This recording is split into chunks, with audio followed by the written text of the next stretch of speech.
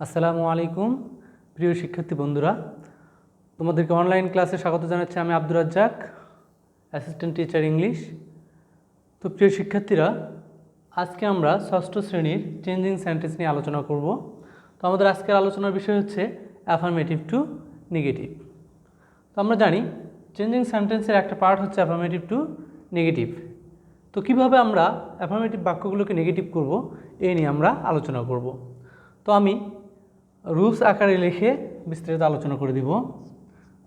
Rules number 1, কোনো affirmative বাক্যকে স্বাভাবিকভাবে যখন আমরা নেগেটিভ করতে যাব, তাহলে অ্যাফার্মেটিভ ওয়ার্ডটাকে অপোজিট ওয়ার্ড দিয়ে পরিবর্তন করে তার পূর্বে একটা নট যুক্ত করতে হয়। যেমন কি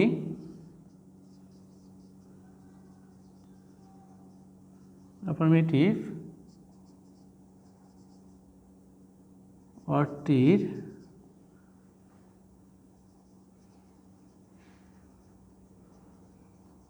অপোজিট ওয়ার্ড বসিয়ে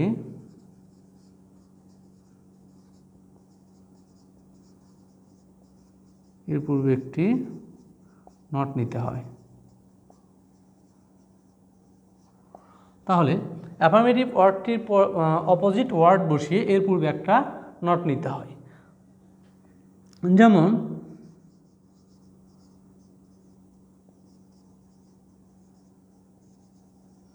ম্যান ইজ মর্টাল। তাহলে এখানে অ্যাফার্মেটিভ ওয়ার্ড হচ্ছে এটা মর্টাল। তাহলে আমরা এটাকে কী করব? ম্যান ইজ, এটার আগে একটা কী করব? নট। আর এই মর্টালকে আমরা অপোজিট ওয়ার্ড হচ্ছে ইমমর্টাল। আচ্ছা, তাহলে কী হলো? Man is mortal, man is not immortal. তো তাহলে একইভাবে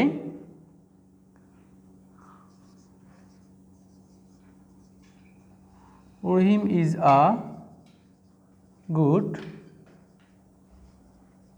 Rahim is a good student. তাহলে এটাকে আমরা কীভাবে চেঞ্জ করব? একইভাবে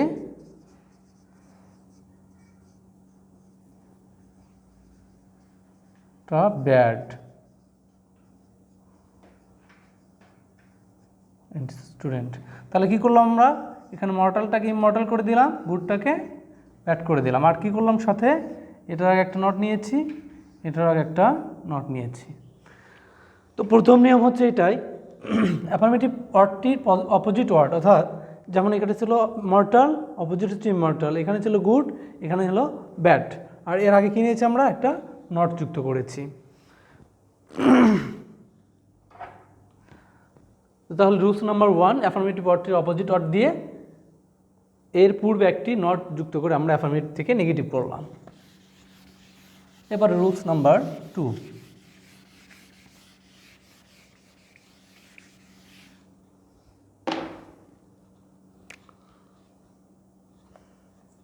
আচ্ছা, কোনো বাক্যে অনলি অথবা অ্যালোন থাকলে, আচ্ছা, অনলি বা অ্যালোন যুক্ত বাক্যকে আমরা কীভাবে নেগেটিভ করব? অনলি বা অ্যালোন থাকলে। তো এইটার হচ্ছে 3টা নিয়ম আছে। নাম্বার 1 হচ্ছে ব্যক্তি বুঝালে, বুঝালে 2 নম্বর হচ্ছে বস্তু বুঝালে, আর 3 নম্বরে আমরা দেখব সংখ্যা,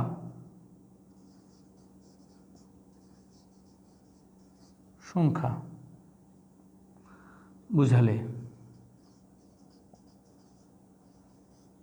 আচ্ছা, প্রথম কথা হচ্ছে অনলি বা অ্যালোন থাকবে বাক্যে।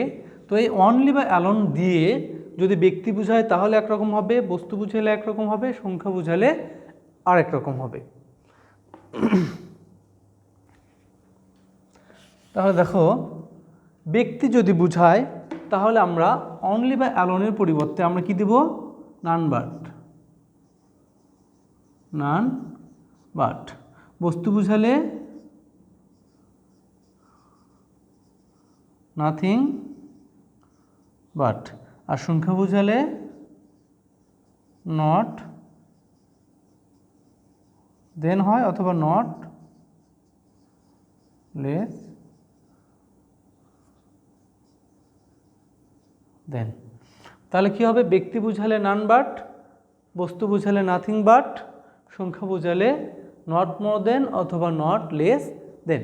তাহলে এই সংখ্যার মধ্যে কিন্তু আমরা মানে বয়স বুঝালেও সংখ্যা বুঝাবে, পরিমাণ বুঝালেও সংখ্যা দিয়ে আমরা বুঝাতে পারি। তাহলে বাক্যগুলো কীরকম?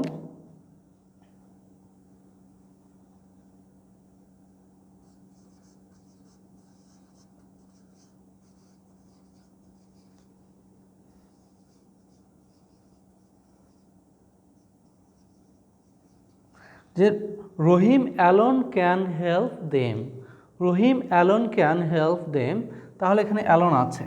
তো আমাদেরকে একটা জিনিস মনে রাখতে হবে যে অ্যালোন বা এই যে অনলি যেটাই থাক, যদি এটা দিয়ে ব্যক্তিকে বোঝায় নান বাট আমরা যখন ব্যবহার করব, নান বাট সবসময় বাক্যের শুরুতে বসে, অন্যগুলো মাঝখানে বসতে পারে, কিন্তু নান বাটটা বাক্যের শুরুতে বসবে। সুতরাং এখানে none but Rahim can help them. তাহলে কি দেখা গেল এখানে? Rahim alone can help them, none but Rahim can help them. একইভাবে যদি এই ব্যক্তির মধ্যে আর একটা জিনিস আছে, সেটা হচ্ছে আল্লাহ।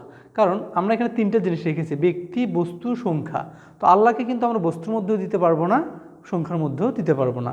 সুতরাং আল্লাহ যদি বোঝায় তাহলেও এখানে একইভাবে নান বাট হবে।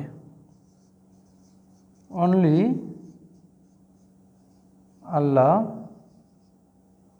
Can help us. তাহলে কি হবে? নান বাট আল্লাহ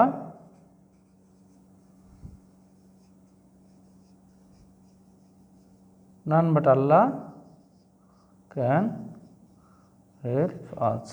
তাহলে একইভাবে অনলির জায়গায় কী দিলাম আমরা? None but. অনলির জায়গায় কী দিলাম আমরা? None but. তাহলে এখানে অ্যালোনের জায়গায় না দিয়ে আমরা কেন আগে দিয়েছি? কারণ ব্যক্তিকে বুঝালে যখন নান বাট বসে, নান বাট শুধুমাত্র বাক্যের শুরুতেই বসে। এরপর nothing but. The boy likes only sweets. তাহলে the boy likes only sweets. তাহলে অনলি দ্য কাকে মেনশন করতেছে? সুইটসকে। তাহলে কি এটা? এটা বস্তু। তাহলে আমাদের হবে দ্য বয় লাইকস, অনলি থাকলে কি হবে? Nothing but. যদি বস্তু বোঝায় তাহলে নাথিং বাট। তাহলে নাথিং বাট সুইটস। তাহলে যখনই এই অনলি দিয়ে আমরা দেখবো যে অনলি দ্বারা কাকে মেনশন করা হচ্ছে।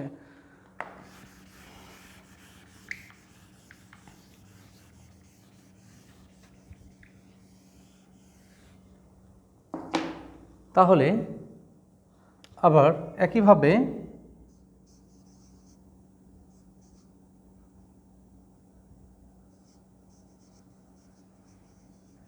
The farmer gross only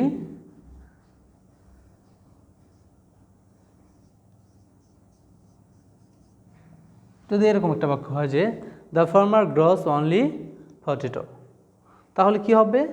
only দ্বারা কাকে বোঝানো হচ্ছে? পটেটোকে। তাহলে এটা অবশ্যই বস্তু। তাহলে এখানে কি হবে? একইভাবে এটা বাক্য আমরা লিখব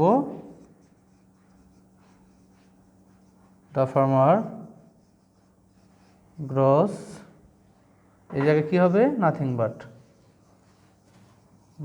বাট পটেটো।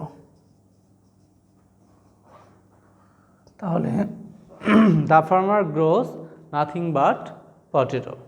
তাহলে দেখো যে এই যে অনলি শব্দটা দিয়ে কাকে বোঝানো হচ্ছে? আসলে অনলি পটেটো। তাহলে বস্তুর কারণে কি হয়েছে? এখানে নাথিং বাট ব্যবহার হয়েছে।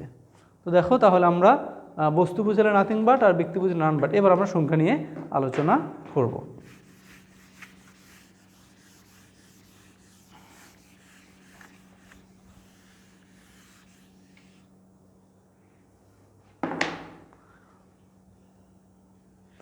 তাহলে সংখ্যা যেমন হি ইজ অনলি 22, অর্থ হচ্ছে তার বয়স কত? শুধুমাত্র 20। তাহলে এটা যদি সংখ্যা বোঝায়, আমরা কি বলি সংখ্যা বোঝায়, তাহলে কি হবে? নট মোর দেন হবে। তাহলে হি ইজ নট মোর দেন 20। আবার এটাও আমরা দিতে পারি not less than, he is not more than 20। একইভাবে আমরা লিখতে পারি he is not less than 20।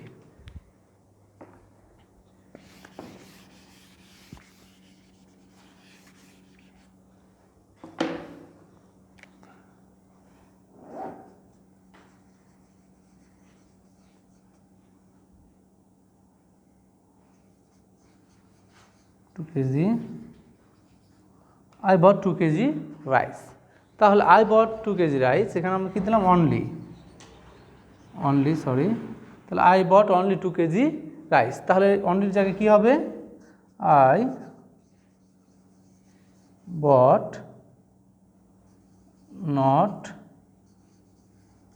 More than 2 KG rice. তাহলে I bought not more than 2 KG rice. তাহলে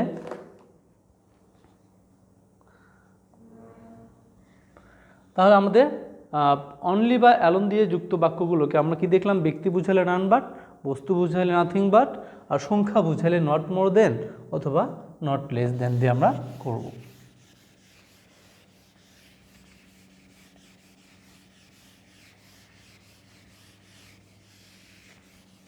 এবার আমরা দেখব মাস্ট যুক্ত বাক্যগুলো কীভাবে আমরা অ্যাফার্মেটিভ থেকে নেগেটিভ করব।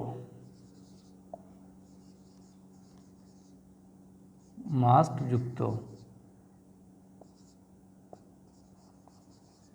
তাহলে কোনো বাক্যে যদি মাস্ট থাকে এটাকে আমরা যখন নেগেটিভ করব, এটা দুইটা ভাগে আমরা নেগেটিভ করতে পারি।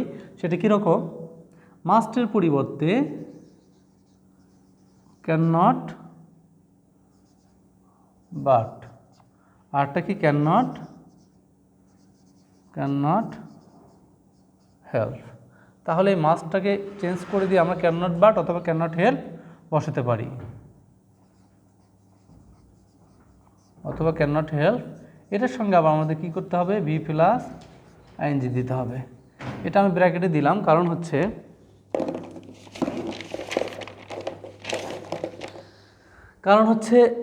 এটা ব্র্যাকেটে দেওয়ার কারণ হচ্ছে যে যদি আমরা ক্যান নট হেল্প ব্যবহার করি তাহলে কিন্তু আমাদের পরের ভার্বটার সাথে আইএনজি যুক্ত করতে হবে। যেমন we must obey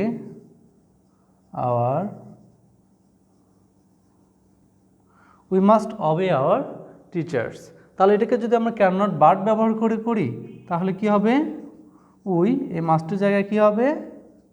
can not but obey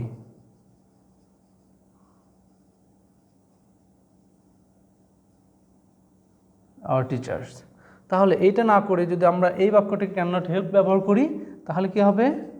we can not help. তাহলে অবে ভার্বটার সঙ্গে আইএনজি যুক্ত হবে, obeying our teachers. We cannot help obeying our teachers. তাহলে মাস্ট শুধু আমরা মনে করব মাস্ট হইলে ক্যান নট বাট অথবা ক্যান নট হেল্প।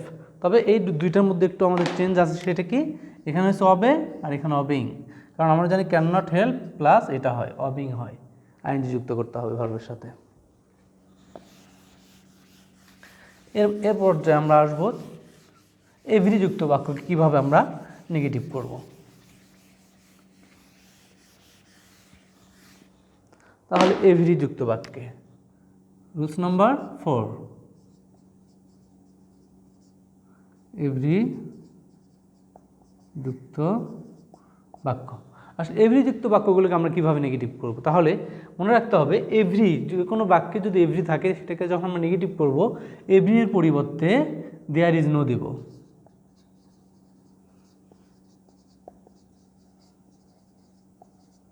পরিবর্তে দেয়ার ইজ নো, অর্থাৎ এভরিটাকে উঠিয়ে দিয়ে আমরা দিব there is no plus every এর পরের word.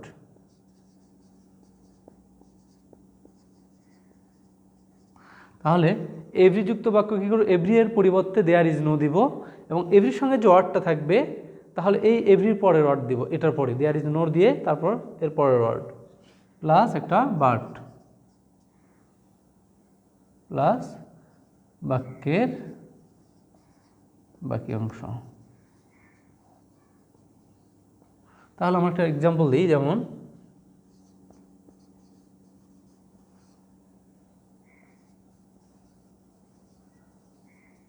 every student wants to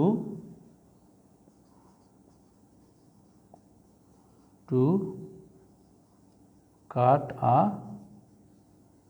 good figure in exam। আচ্ছা, তাহলে every student wants to cut a good figure in exam. Every student, তাহলে এখানে মূলত একটা ওয়ার্ড, দুইটা মিলে একটা ওয়ার্ড এভরি স্টুডেন্ট।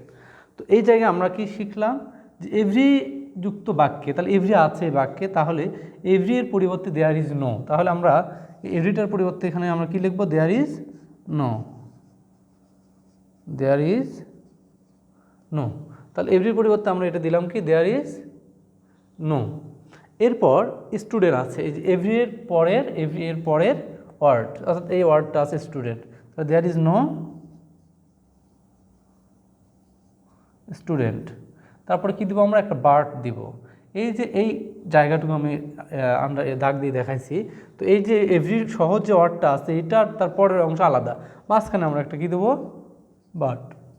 তাহলে there is no student but, এরপরে বাক্যে যা আছে পুরোটা আমরা উঠে দেবো। wants to cut a good, অর্থাৎ বাকি যা আছে পুরোটাই আমরা উঠাই দেবো। তাহলে এভরি যুক্ত বাক্যকে নেগেটিভ করতে হলে এভরির পরিবর্তে এভরিটাকে আমরা উঠিয়ে দিয়ে সেই জায়গায় নিয়ে এসেছি দেয়ার ইজ নো, এরপর এভরির পরের ওয়ার্ড আছে স্টুডেন্ট, আর অতিরিক্ত একটা আমাদের বার্ট নিতে হবে এখানে, নিয়ে এরপরে বাক্যের যে অংশটুকু আছে এটা রেখে দেবো। আচ্ছা, এভরি দিয়ে আর একটা নিয়ম আছে, সেটা হচ্ছে এভরি যুক্ত বাক্যে যদি ভার্ব হিসেবে হ্যাজের ব্যবহার হয়। কিসের ব্যবহার? হ্যাজ। যেমন আমরা এরকম বলতে পারি,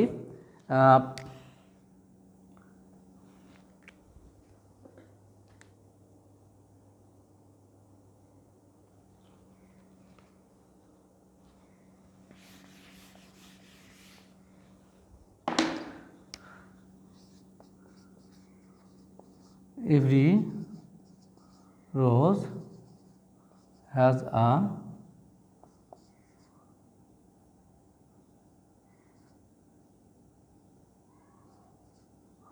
thorn। তাহলে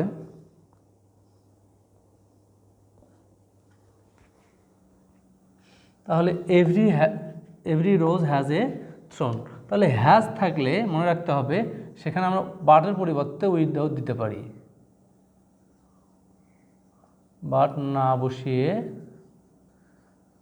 উইদাউট। তাহলে কি হলো? এভরি যুক্ত বাক্যে আমরা পড়লাম যে এভরির পরিবর্তে দেয়ার ইজ নো হয় আর তার পরের ওয়ার্ডটা বসে, এরপর একটা অতিরিক্ত কি দিতে হয় আমাদের? আচ্ছা, এটা আমরা এইভাবে রেখে দিচ্ছি যে অতিরিক্ত কি দিতে হয়? বাট দিতে হয়। তো আমরা বাট না দিয়ে যদি হ্যাজ থাকে, হ্যাজ যুক্ত বাক্যে বাটের পরিবর্তে has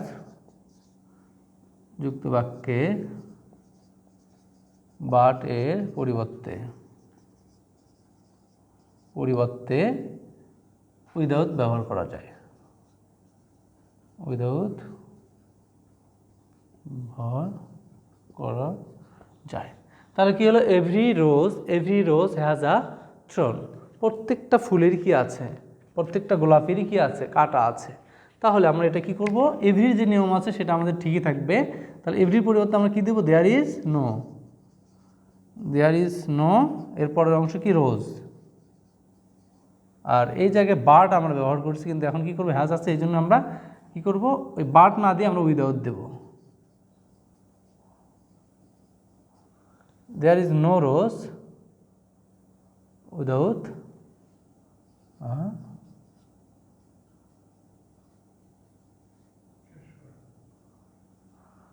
there is no rose without a thorn. তাহলে হ্যাজ যুক্ত বাক্যে আমরা কি করব, হ্যাজকে উঠিয়ে দিয়ে বাট না বসিয়ে আমরা উইদাউট দিয়ে এটা করব। তাহলে আমরা আজকে এই চেঞ্জিং সেন্টেন্স সম্পর্কে আমরা 4টা রুলস নিয়ে আলোচনা করলাম। তো আগামী ক্লাসে আমরা তোমাদের সঙ্গে আমি অ্যাফার্মেটিভ থেকে নেগেটিভ করার যে নিয়মগুলো আছে, তো এর আরও যে অবশিষ্ট নিয়মগুলো আছে সেই নিয়মগুলো আমরা আগামী ক্লাসে তোমাদের সঙ্গে আলোচনা করব। তো সেই পর্যন্ত তোমরা এই বিষয়গুলো নিয়ে ভালো করে বাসায় ডিসকাস করবে, আলোচনা করবে এবং বিভিন্ন বই থেকে প্র্যাকটিস করবে তোমরা। তো সে পর্যন্ত সবাই ভালো থাকো, সুন্দর থাকো। আল্লাহ হাফেজ।